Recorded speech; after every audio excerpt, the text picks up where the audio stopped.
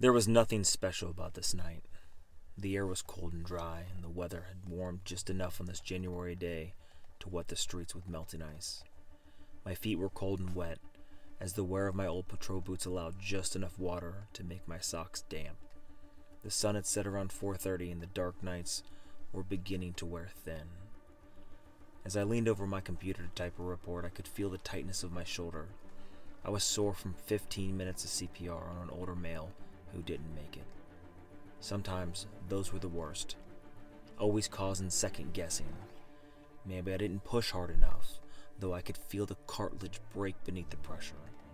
Maybe I didn't go fast enough, or maybe too fast. Did the other officer give enough air, or could we have gotten there a bit sooner? Maybe if I drove faster, been a bit more reckless, would that extra minute have saved his life? Or was it just his time? Those were the nagging questions. Did I do enough? I was just finishing up a report for a burglary to a residence. It was my fourth report of the night. First was domestic violence with an arrest, then an assault with a knife, the death investigation following the failed life-saving attempt, then the burglary to the residence. I was happy to take the burglary.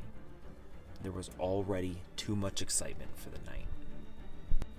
Sitting there typing, I could still hear the family crying, sobbing, asking God why today was the moment their family member and loved one was taken.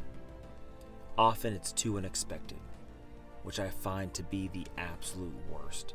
Sudden loss with no warning, an instantaneous void that was filled just moments before, but will never be again.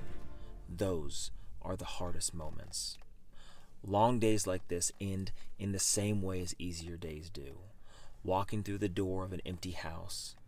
It too was once filled with warm love, a caring wife and children, pushed away by the stress and torment and the hardships.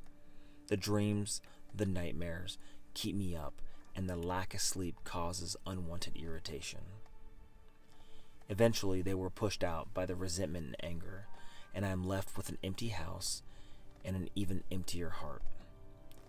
That loss, that story is for another day.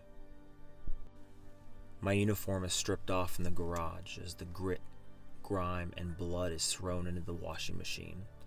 The soft carpet on my damp feet, and soon the hot water on my face and back gives way to a deep sigh of relief.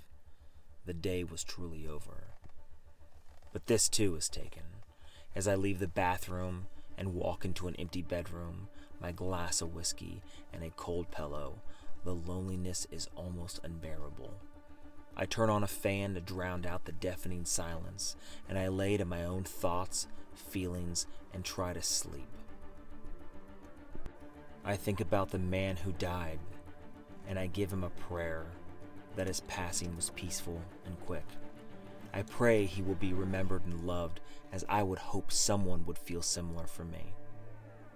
And then I try to sleep, because tomorrow I must be ready, and tomorrow I will do it again, because if I don't, then who will?